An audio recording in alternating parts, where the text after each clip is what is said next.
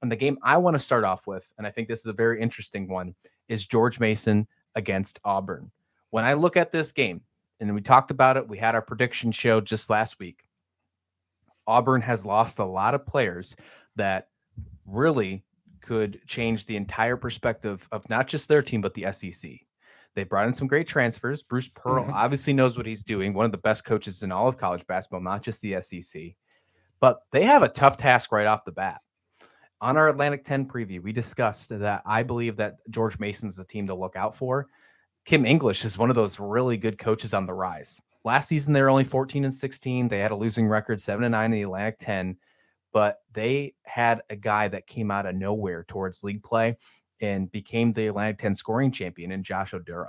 And I think that he's going to really have a brand new role where the game is more revolved around him. And I think that's going to be something that's going to be really exciting for. I think they have a lot of really fun transfers as well. A couple coming in from Tennessee, where Kim English was an assistant coach before he came over to George Mason. They have the best preseason ranking for this George Mason team since they joined the Atlantic 10 in the 2013-2014 season, Steve. They are predicted by the coaches to finish 5th. I had them 6th. You had them 7th. Still pretty good. This is a team that we think can be pretty decent. But when you look at this Auburn squad, and I know I just spent a lot of time on George Mason, Auburn lost Jabari Smith Jr. and Walker Kessler. They got a lot of shoes to fill. This is a big task right off the bat to see if they can do that. George Mason is no easy first cupcake game, Steve. No, and I think that it's good for both of these teams to be challenged right off the bat. I want to get to Auburn in a little bit, but I watched Kim English's media day interview, and I also saw him interviewed in a couple of other publications. And there were 2 points that he made over and over again. One, last year, he learned the players that he could lose with. And that's not necessarily a knock on the players, but a lot of those players moved on for him. Okay. So, and the second thing is, he keeps saying, you know what? We shoot well in the perimeter. We got 2 big guys on the inside, so we can defend, we can take care of the ball, we can create opportunities. We're going to have a good year. And I believe that. And I think we're going to see a lot of that emerge even in the first game of the season when everybody's kind of getting their bearings. They have one of the most electric, they're not necessarily the highest ranked, but one of the most electric recruits in Justin Fernandez. Now he's 6'5", but his vertical game from all accounts, and I looked up a couple of clips. I mean, you have to really dig, but this kid fascinated me, so I looked for them.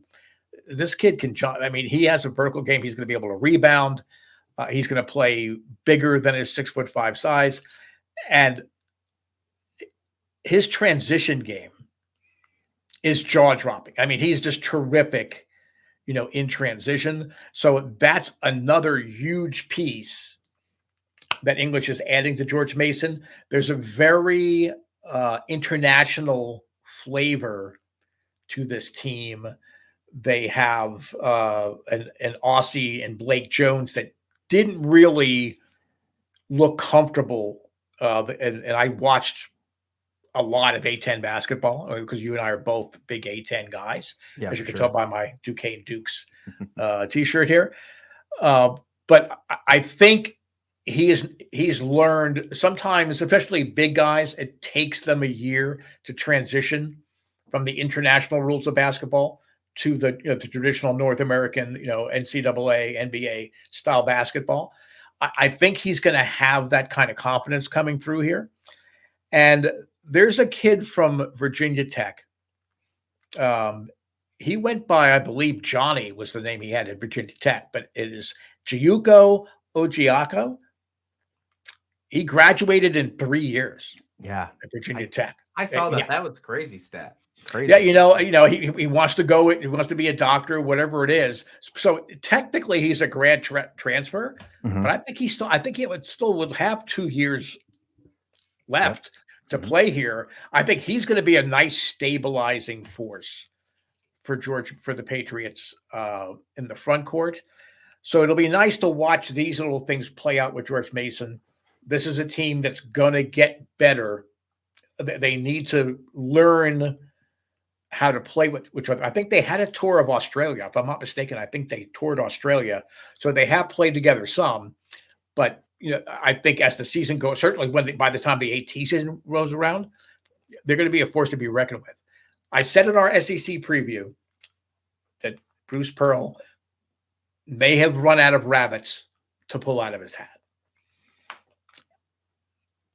It's one thing to have people graduate, and he had 2 immense talents, as you pointed out earlier. Yeah. Leave. And you have guys transfer in and out, whatever it would be. The problem is that Auburn's in the SEC.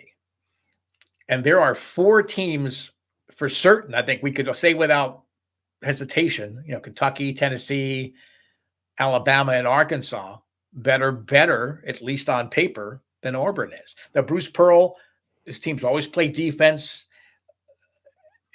He has 13 players that he says are going to play, are going to see significant minutes. Mm-hmm. So he's going to rotate things through, and that's great. But sometimes quantity does not equal quality. So I will be interested to see, not only in this opening game, but all the prelim games going into SEC play, how these role players adopt and adapt into what Pearl needs them to do in order for Auburn to be successful. I don't think Auburn's going to be bad. I think John Broome, who came in from Morehead State, he's going to be a force to be reckoned with. And I don't know that we talked as much about him maybe as we should have during the SEC deal. Traore. We talked about Broome a little bit because we think that he's going to be the guy that's going to have to fill the shoes of Kessler. And if you want to consider Kessler a one and done, at least for Auburn, because he transferred from North Carolina, Auburn has been shifting over to that new one and done deal. I don't think Broome's obviously one of those guys to do that, but I think he has no choice but to fill those shoes of Kessler. He's the guy that I'm going to be really paying attention to in this game, is on the Auburn side, at least, is Broome, because I feel like if he can get it going, then it's just going to just really just enlighten and just ignite, I should say, Auburn's offense. Yeah, and the guy I'm going to be looking at is the guy that's probably going to be playing, opposite to him in the front court there in Traore, the French national.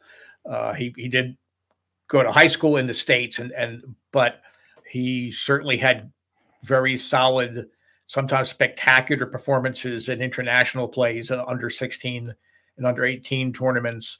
I could see him adapting. I don't know why I keep saying adapting very well into Pearl's system. That's the guy I'm going to sort of focus on in this first game. But this is going to, I think, and there's a lot of good games.